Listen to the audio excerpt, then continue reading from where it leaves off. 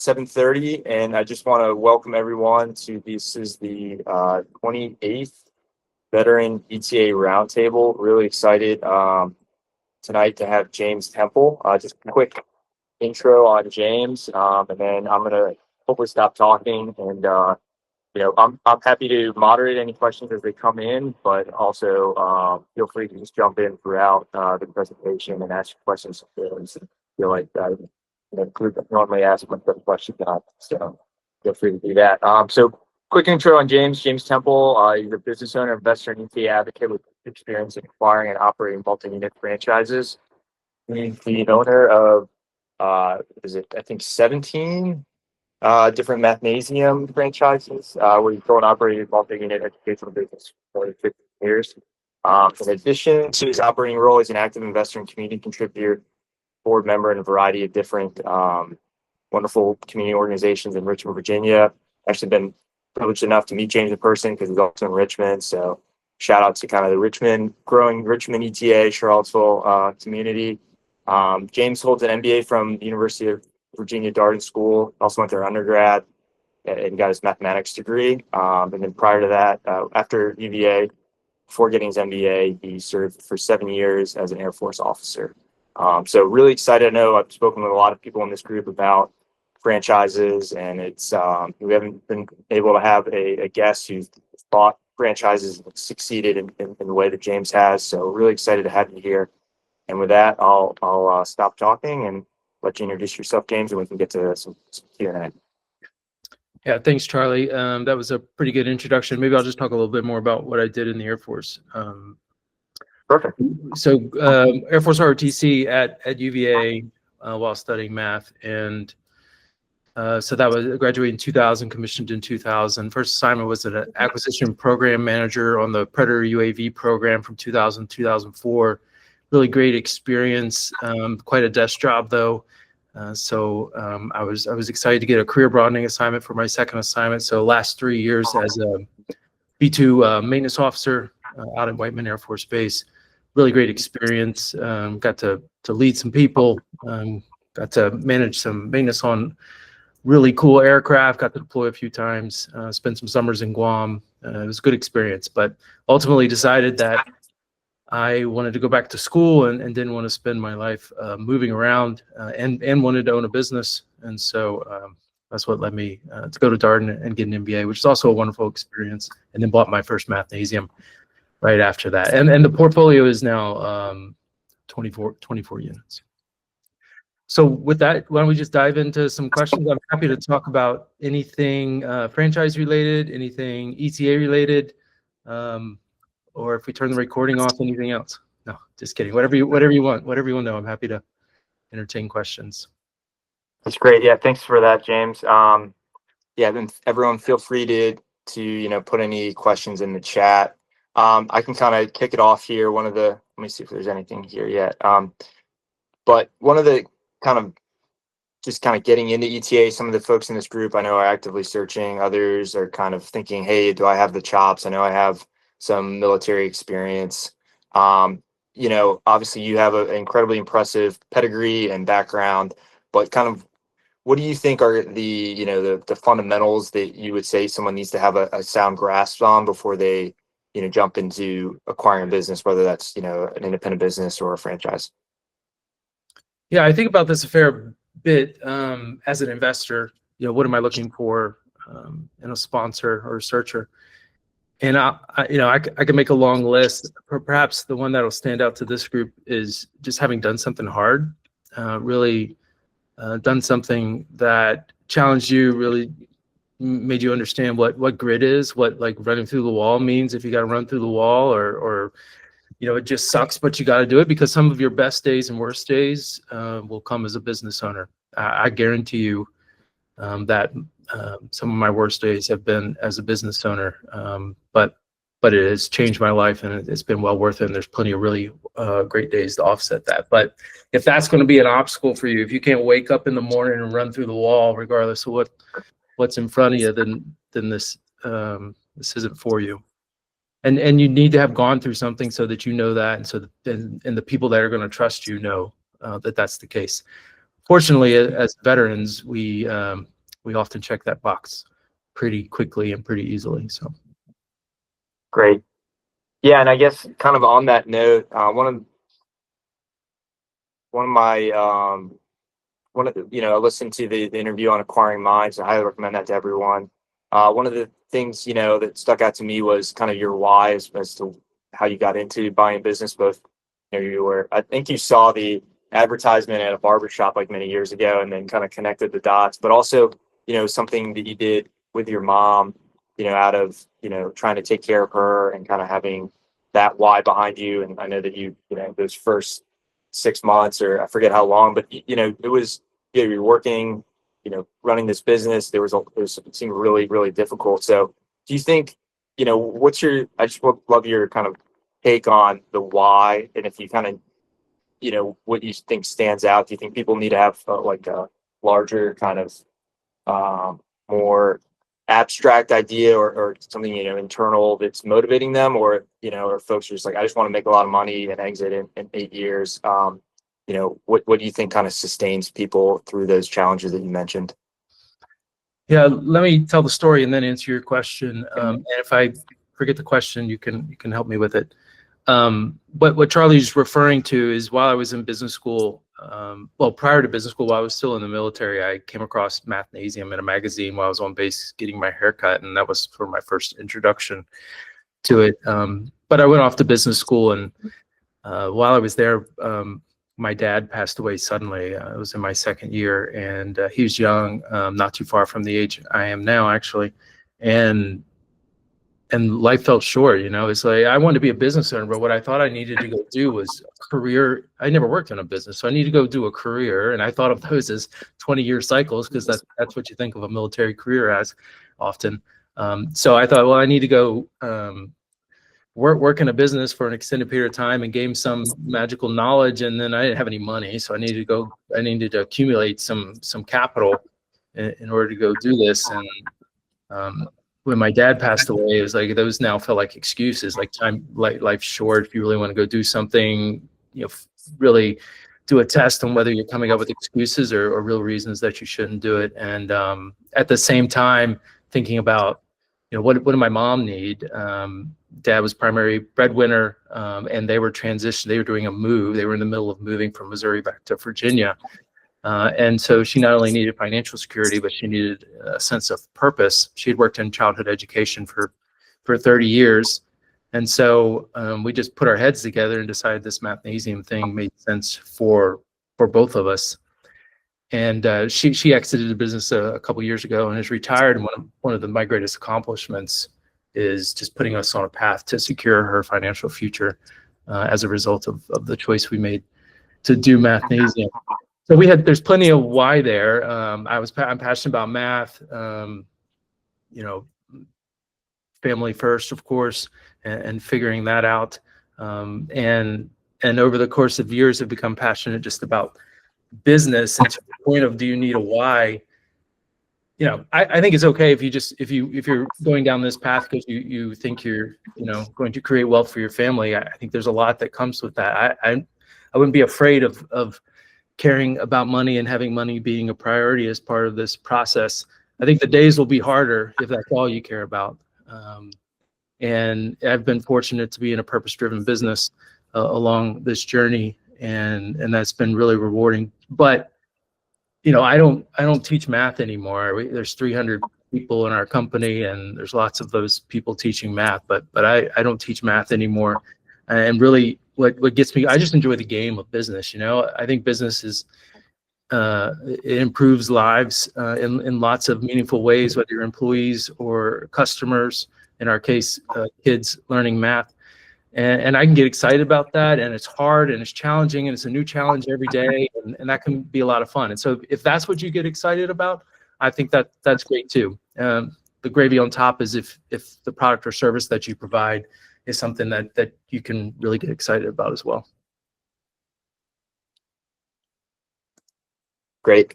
Yeah, I just love that story. It's very inspiring, and what an accomplishment to do that for your mom. It's really, really impressive and amazing. Yeah, I think the Acquiring Minds the Acquiring Minds podcast is about as good as it gets. And really, if you're not listening to that every week, I really encourage you to. If you want the longer version of that story, I'm episode 90 something, and there's lots of better episodes than that. But if you want the longer version, that's where you can go find it. Great, yeah, highly recommend that. Talking about that first acquisition you did with your mom, I think it was sub 50K.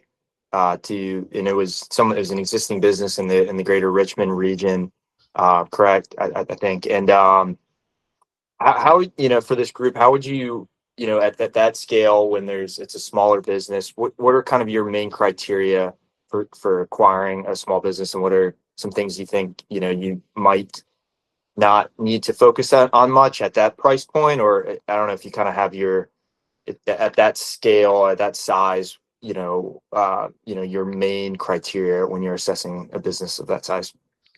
Well, my advice would be don't do it. It worked out well for me, but I think the path towards something bigger is so well defined now, and there's such a large community that can be helpful, and so many resources to learn how to do it, that it's really not necessary to do what I did. We really kind of stumbled into that opportunity, much because I didn't want to go get a normal job out of business school, in addition to the other reasons that I cited. So I think that's probably too small for most people that even know what the word ETA means. I don't have a problem with a couple $100K of EBITDA, but something as small as that. We paid $35,000 for it. It was doing $70,000 of revenue over the previous 12 months. It was losing money, and so that's not what you're looking for. But so if I answer your question, the spirit of your question is, how do you think about evaluating a smaller opportunity? And I think there's a lot we could talk about here. It's a topic often discussed, even on Acquiring Minds. But the one thing I'll say is, you just want to see that there's an opportunity for that business to be bigger. And that means you need to see examples of that. You can take our favorite HVAC type business as an example. There are plenty of examples where you can scale HVAC to whatever you want. So, okay, if you find a small one, we could talk about the other risks associated with that, but at least there's a model for growing it larger. Don't buy a small business and you can't find an example of where it became bigger, and you're going to not only have all the risks associated with being small, but you're going to have the risks associated with pioneering a larger version of the business that you're buying. That's what I'd say. There's a lot more we could talk about that. If y'all want to dig into it, we can get additional questions there on my thoughts. Yeah, no, that's great. Looks like Chris has raised his hand. Yep. Go ahead, ask your question. I think you're on mute, Chris. I can't read lips, I promise. That would be impressive.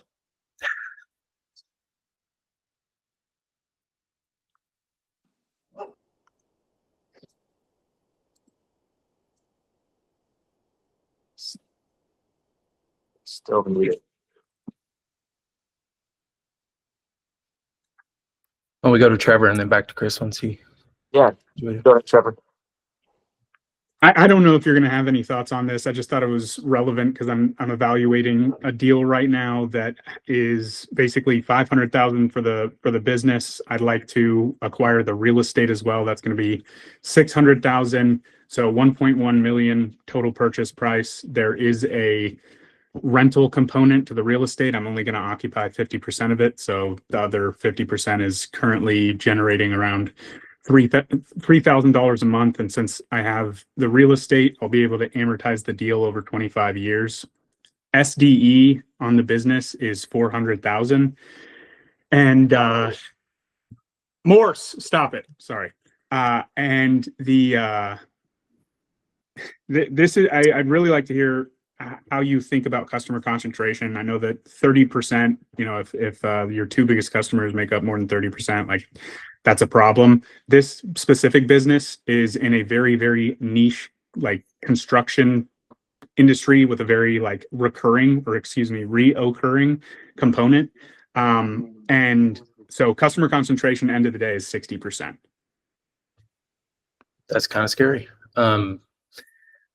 Before I forget, if you guys haven't heard of AJ Wasserstein out of Yale, he writes some great articles or technical notes, and one of them is on quality of revenue. And when you switch from recurring to reoccurring, it's exactly something he talks about. And so not related to your customer concentration question, but I think it's all worth checking out his page and reading some of the stuff he puts together. I would broaden, as I think about customer concentration, what I really think about is everywhere in the business, where is decision making concentrated? And if a small number of people, 1, 2, 3, make a different decision, how does that ruin your life? So customers, one of them, vendors, of course, is another one. Government regulators, can be one. 60% is a lot. That sounds risky to me. You can mitigate that risk to some extent through multiple, but I'd have to really understand the quality of that relationship, and probably have some additional risk reduction via things like earnouts, or it sounds like you're going to do SBA or a 504 and a 7A combination. So you can't do an earnout. So then the seller financing, which you can't be conditional seller financing in those loans either. So you're gonna have to find some risk mitigation if you really, or just understand it really well, or buy it so cheap that it's worth the risk. Yeah, that's it's good to hear you say that. I'm trying to get it so that the liquidation of the property and the equipment would make it so that I wouldn't be like fully personally bankrupt. The reason I'm attracted to it is because that customer concentration that we have in our local market has turned into the corporate office, which they have locations, that customer has locations all over the Southeast. We've got, locations as far as Ohio calling us and asking us how to do jobs. By us, I mean the business that I'm looking at. So my thinking is, talk to those representatives of that company, and if they don't have providers that they like and they aren't planning on bringing it in-house, basically using that as a conduit to opening new branches. Yeah, so you see a path to customer diversification, and it'd be nice to know how viable they are before you sign, so the seller could start working on some of that. I don't love it. Makes me nervous. So you have to think hard about the risk there, and whether if you feel like you're settled. I don't know how long you've been searching. A lot of times, the longer you search, the more you settle. But anyway, happy to talk more about that offline. But those are some of my initial thoughts. Thanks. Sure. Sorry for the faulty mic earlier. Finally got that back up and running. Can you hear me now? Yeah. What branch were you in? Marine Corps. Yeah. Technical difficulties. Yeah. Figures. Yeah. Crayons were delicious tonight for dinner, by the way, for who's ever curious. But had a question about kind of franchisor and franchisee alignment. And I come from the Jimmy John's corporate office prior to my Marine Corps career. And I would constantly run into issues where there was a little bit of, lack of alignment when it comes to incentives. For example, franchisor is incentivized by top line. They take it off the revenue. You're, as a franchisee, are living off of the bottom line. They encourage you to do things like overstaff to provide excellent customer service, which is great. But again, when you're the one who has to pay for that staffing, can kind of create a little bit of a rift.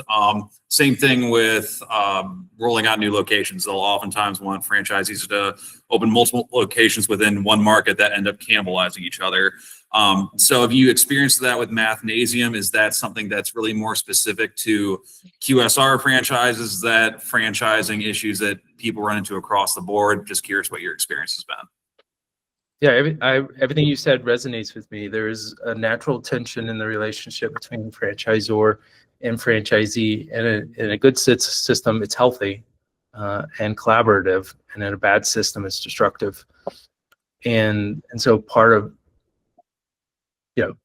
there's ways to mitigate a lot of the risks that you're talking about as you get into it, and as you build a relationship with a franchisor. But ultimately, you want to make sure that your partner is somebody you want to be in business with.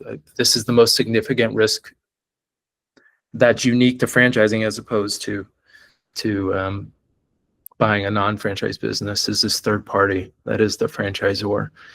And so you have to do your diligence on the franchisor, and also know that the franchisor you know now could very well not be the franchisor that you're with if there's a transaction. You know, in Mathnasium, the founders sold to Rourke Capital. Rourke is one of the largest franchisor private equity firms, and we're lucky that we got a high quality franchisor as a successor franchisor. But there's still this tension and this pressure, and you know, you really have to become a student of franchising to understand how to structure the relationship so that you're protected as best you can. You also need to know that the power is always skewed towards the franchisor, and you have to be comfortable with that. But if you're in a good system, for the most part, what's in the best interest for the franchisor is in the best interest of the franchisee, and vice versa. Yeah. Rourke bought Jimmy John's as well. So yeah, common tale there. For a lot of money. No kidding. And James, on that topic of kind of the dynamic between the franchisor and franchisee, I don't know if you could mention, you know, off the top of your head, some of the terms that, you know, kind of folks in this group might want to be aware of, or things that you've seen. Maybe, you know, I know that you help a lot of folks with, you know, acquiring franchises. Anything that kind of jumps out to you as like buyer beware terms, and you know, and what terms maybe that you think there is, you know, if you see something you might be able to negotiate, or that you've seen in your experiences? Yeah, I'm always considering new opportunities as well. So I've looked at a lot of FDD's, franchise disclosure documents, for myself. So franchise disclosure, I have one sitting on my desk right here. Franchise disclosure document is a document that is required all franchisees to disclose sort of the relationship and give you the franchise agreement and development agreement, or whatever other documents you would need to execute. And so a little bit of advice there. First thing you want to do, in my opinion, is check out item 19. Item 19 is the financial disclosure, where they disclose, if they want to, they don't have to, but if they disclose franchisee financial results. And a red flag for me is if there's nothing there. It could be a really young franchise and they don't have anything. That's concerning for one reason. But if it's got some years on it and some units open and there is no item 19, there is no financial disclosure. I mean, if you had good news, wouldn't you want to tell the world, right? So you look at the item 19 for that, and also look at the item 19 to see if there's anybody doing what you want to do in terms of financial performance. You know, if the results you want are rare within the system, then it's problematic. A lot of times, Unit 19 will have the unit economics on average for the franchise, and so you can use that as a basis, and you can compare it to the item 7. The item 7 is where they tell you what it should cost to get one of these things open. So if you're doing de novo or new territory development, you can compare those two, and generally you wouldn't. What it costs to open one, you know, shouldn't be any more than, say, 4 times what the average earns in a year, in terms of unit economics. And in terms of specific like legal terms in a franchise agreement, man, there's a lot we can talk about. And my first advice would be to work with a franchise attorney. Almost every franchisor will tell you that the terms are not negotiable. And if you're coming in to do one unit, then they likely aren't. If you're coming in to do something larger, that'll be really attractive to the franchisor, and you might have more flexibility on negotiating terms. But you should use an attorney that looks at these things every day. They're an expert in franchising, to review it, even if it's not negotiable, so that you know the nature of the relationship and the risk associated relationship that you're getting into. One of the most important things for me when it comes to these franchise agreements is territory protection. You know, it's how large of an area am I going to have, so they're not going to put another one in that area, and how can that change over time? That's really important to me, because as a brand matures, yeah, they'll sell the highest quality territories first, and as it matures, they'll be looking to fill in between the high quality territories with fill in the lower quality, and they can still be above average, but they also could be below average territories, and so you just want to be mindful of how that will progress over time. Lots more we could talk about transfer, like the franchisor often has to approve, no, not often, always has to approve who can buy your business, and you want to understand, what are the restrictions on that, and all this you're going to be validating with existing franchisees.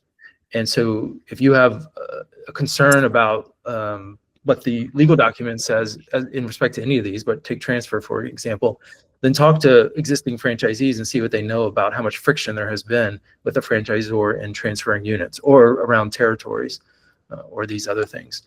And maybe the third I'll mention is just the economic terms. You want to understand, and these FDDs do a good job of this, what's your economic relationship with the franchisor, but you also understand how it can change over time, whether it be something that is allowed in the current term of your franchise agreement or something that happens upon renewal.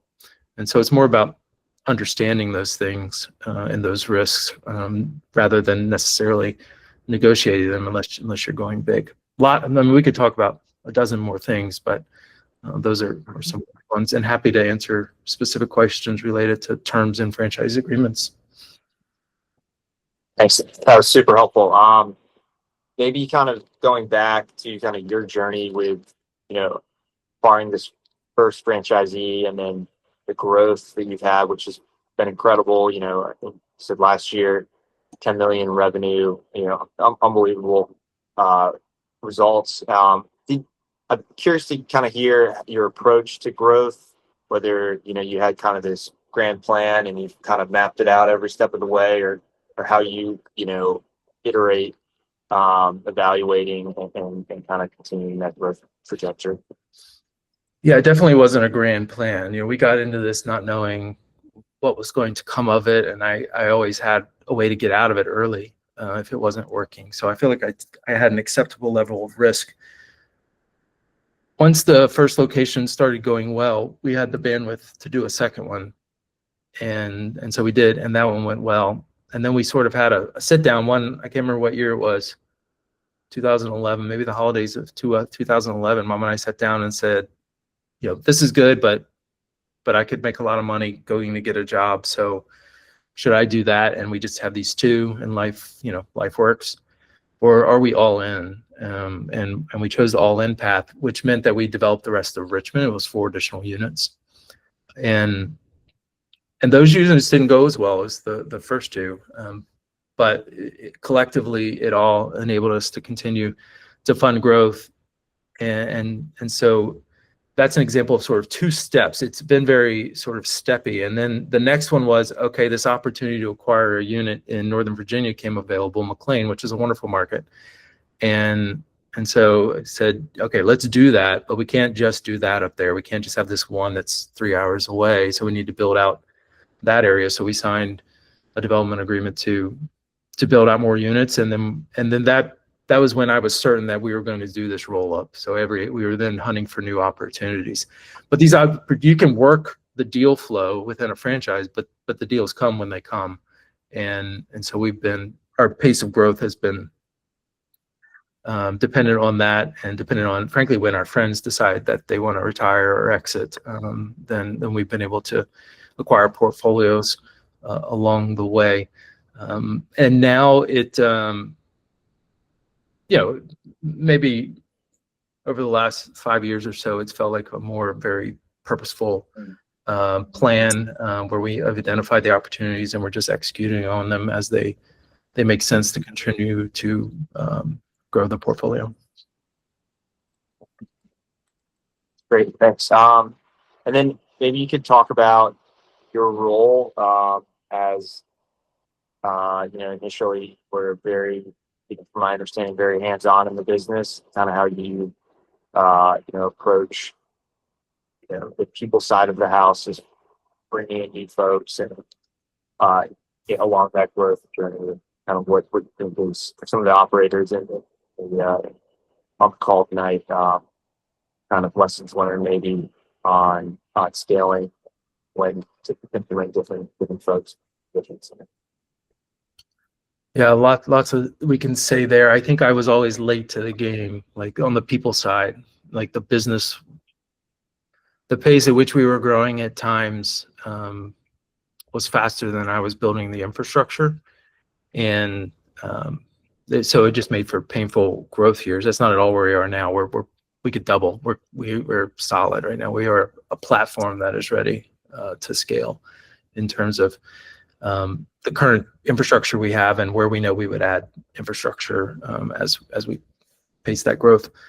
But I always felt late. I wish I would have invested before. But it's this decision of what you do with the cash you're generating, especially like in the first 5 years, we weren't generating much cash, at least not taking much cash out of the business. So then to always be faced with this decision of like, I can finally pay myself, or I can make the next hire appropriate for scaling the business. It's exhausting after enough years, especially when you're watching your peers presumably have these great jobs straight out of business school and presumably making good money. And yeah, I'm growing this business that has some value, but I'm not taking any of it home.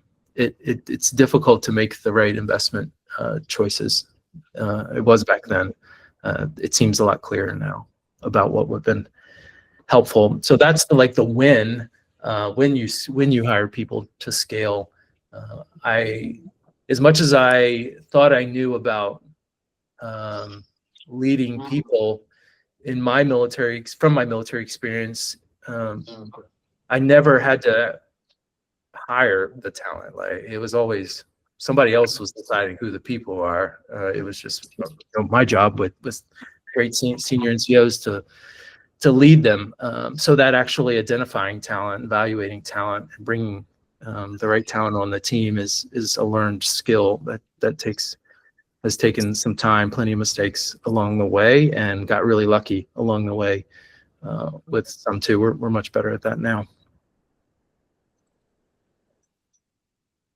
That makes sense. I can keep asking questions, but anyone, please jump in at any point. And then how do you think about, I've talked to some folks who their drawbacks on franchises, as far as exiting. How do you think about exiting from a franchise? Do you think the calculus is much different than an independent business, or kind of what are your overall thoughts on what makes acquiring a franchise work and how to think about exit, if at all? Yeah, I think at every stage of your maturity of a franchise portfolio, I think there's an acquirer. I've been the acquirer of individual locations, some performing really poorly, some performing really well. I've been the acquirer for small portfolios, medium-sized portfolios, and in Mathnasium, there's been a private equity transaction for the largest portfolio, and I think I had 3 calls last week of people that wanted to buy my business. And so this is not a problem. And I think there's a lot of interest in, the smaller private equity. I don't get a lot of searchers, but definitely smaller private equity interested in scaling quality brands.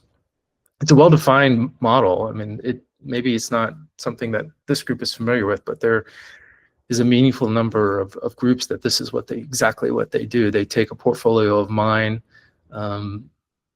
like mine, with 25 units and turn it into a portfolio of 100 units and leave enough for the next person too. So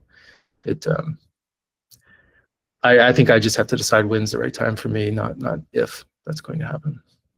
Great. Yeah. Thanks for demystifying. I was talking to someone, they're like, I don't know about exiting a franchise. And I was like, that's definitely a thing. People have done very well. As far as, working with a franchisor, maybe could you touch on, those intangible things that you think are value add, just for maybe folks that aren't familiar with, the benefits of a franchisor and how they can set you up for success, and where you think that, them taking money off the top line is worth it? Yeah, I mean, you're going to write that check every month, whether you want to or not. And so you need to build confidence that you're not going to be upset about writing that check. And so you need to understand where the value is coming from.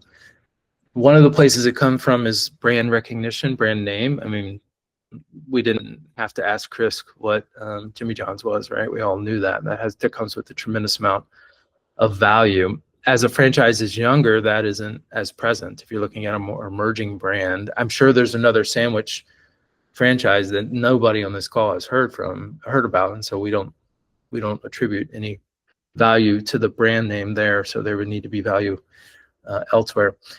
The systems, the way they've integrated those systems, is another place they could add value. I would be skeptical. It's really easy to talk about your tech stack working well together and making life easy, but I've actually never seen one that's lived up to the hype.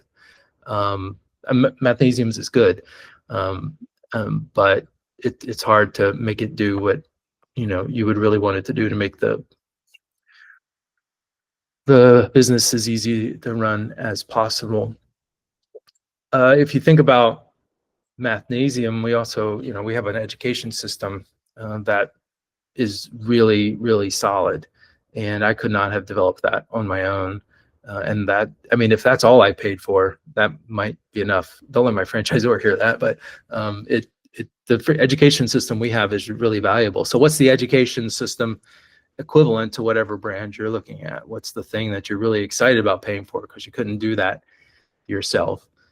And then the last point, there are more, but the last point I'll make is how well the franchisor just brings all the resources of the entire system together to give you more power, whether it be purchasing power or brand power or whatever it is, to give you a competitive advantage in the market that you couldn't generate on your own in a reasonable way if I was just setting up James's math tutoring spot, Great. No, that's super helpful. Yeah, I remember listening in the podcast, and I thought that was fascinating that they built this curriculum that that seems like just a great example of when a franchisor really adds a ton of value. Looks like we have a hand raised, so feel free to ask your question.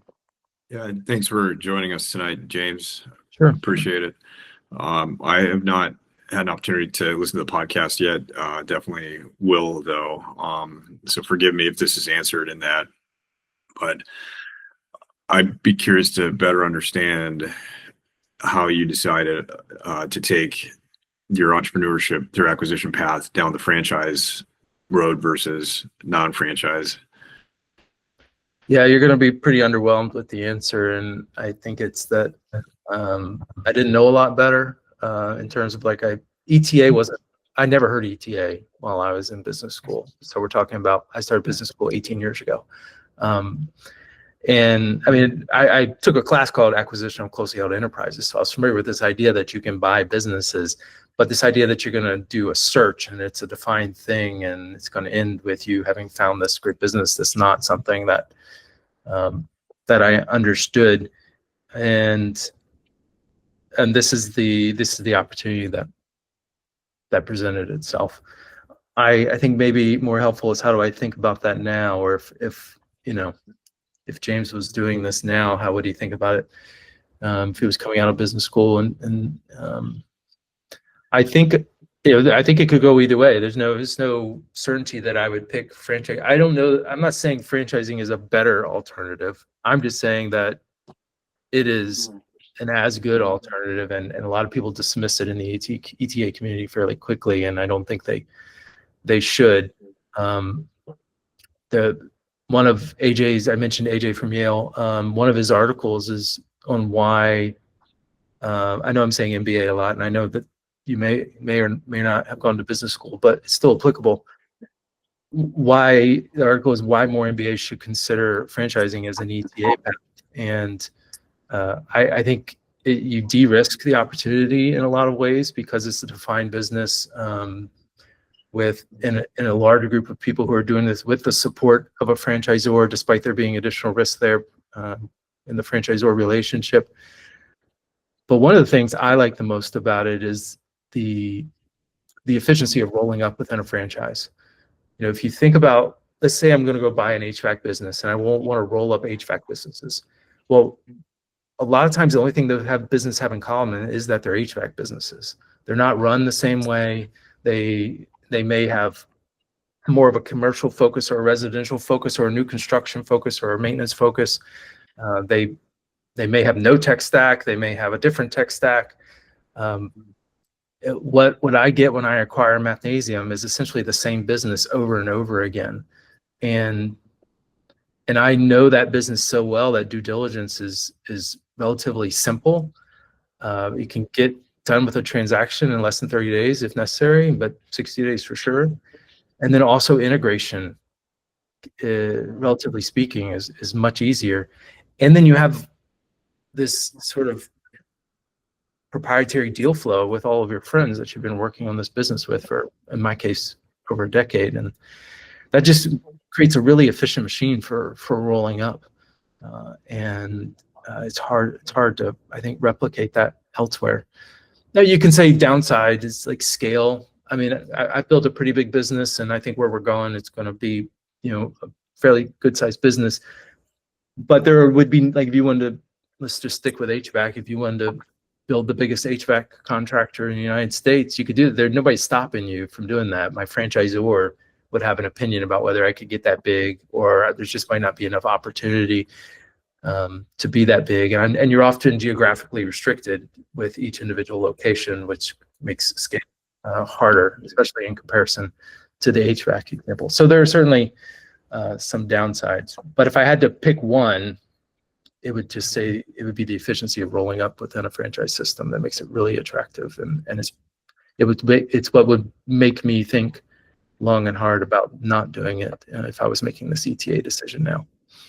Well, and I'm looking for another new opportunity, and I see deal flow all the time. And my next opportunity will probably be a franchise. And biased because that's what I understand, right? I can execute on this with some amount of certainty. But I'm going to re-up at some point in franchising. So that's a vote of confidence for it. That's very helpful. Thank you so much, James. As someone who has not looked at franchising yet, the gold standards for the research are they the Acquiring Minds podcast and other gold standards for better understanding the franchise space? Acquiring Minds is an ETA podcast, and Will Smith does, he's the host, does have some franchising content, and I think it's good franchising content, but it's not the focus of that podcast. There are a lot of franchising podcasts. A lot of them just are people trying to sell you things disguised as a podcast. So, be somewhat weary of them. I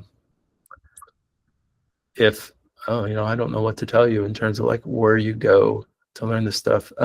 If you follow me on LinkedIn, and I'm sharing content, also I'm a big fan of Jacob Lee. Jacob Lee also went to Darden. He's a Scenthound franchisee. I just invested in his company SBA Source, which is a new take on being an SBA broker that I think is really going to treat lenders well. And so if you're in the market for an SBA loan, I encourage you to check out SBA Source.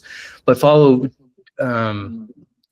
Jacob Lee as well. He posts a lot of franchise content. And then once you get connected with a few of us, you'll start to see this content to really help you think about it. And I'm always happy to have a one-on-one conversation. If you come across a franchise that you want an opinion on, I'm happy to chat with you about it. And thanks. What's the last name of that AJ person out of Yale? Wasserstein, I think I'm saying it right. Throw it in there. Okay. Chat. All right. Yeah. Thanks. I appreciate that. There's like I can send you where he has like all of his articles housed. Okay. Yeah, he has great franchise content. And maybe if you want a gold standard, I'd start there. I think we had our last question, and then after this, James, happy to have you close it up with any final thoughts. But I think someone raised their hand a little bit ago. I think it was a Matt. I think I saw a Matt with a hand up earlier. Hey, James. Sorry about that, man. Just hopped out of the truck. Owner of 3 businesses in a franchise context. Just curious your thoughts on acquisition velocity. A couple of deals under, one under letter, one potentially under letter soon, but just kind of debating integration and, we scaled a little bit, but that next step in velocity that you went with on that front. Yeah, well, the answer depends on how ready you are in terms of infrastructure and how well the current business is going, and then the opinion of your franchisor. But I'm in the let's go crowd. So if you can't find a good reason not to do it, then you probably should be going to do it. But you can also ruin a great portfolio by buying the not great locations. So you really need to make sure you're buying the good stuff and not extending yourself out for no good reason. That'd be my quick answer. Happy to do a deeper dive with you one-on-one sometime if I can be helpful. Yeah, sounds good. That's why I put the hand down. I figured I'd reach out independently. There's just some details there that that if we were doing a one-on-one that I could get from you, that probably give to a quick answer. Before your closing thoughts, I just want to say thank you so much, James, for your time. This has been terrific, and thank you for being available to continue to kind of share your knowledge and provide to the next generation of folks that are acquiring businesses, and it sounds like we got some folks looking at franchises as well. So really just appreciate you, and thank you so much for speaking with us tonight. Yeah, absolutely. My pleasure. I enjoy doing these things, in particular within the veteran community. That intersection of veteran and, in my case, Darden and ETA is really where I love to spend my time and be as helpful as possible. So thanks for inviting me. I guess if I had any last words, this is probably a reminder for you, but I'll just say that as veterans, you are so well suited for business ownership, and I hope you're confident about that, and it really can change your life in a lot of great ways, and I'm really glad I did it. And I mean, you're already considering it, so that's great. I just want to encourage you that this is a path that could really work for you. So connect with me on LinkedIn. Charlie just shared the link, and reach out if I can be helpful. It's a busy time, so be patient with me, but I'd love to talk to you. Great, thanks so much, James. Yeah, absolutely. Everybody have a good night. Yeah, thank you so much. Take care.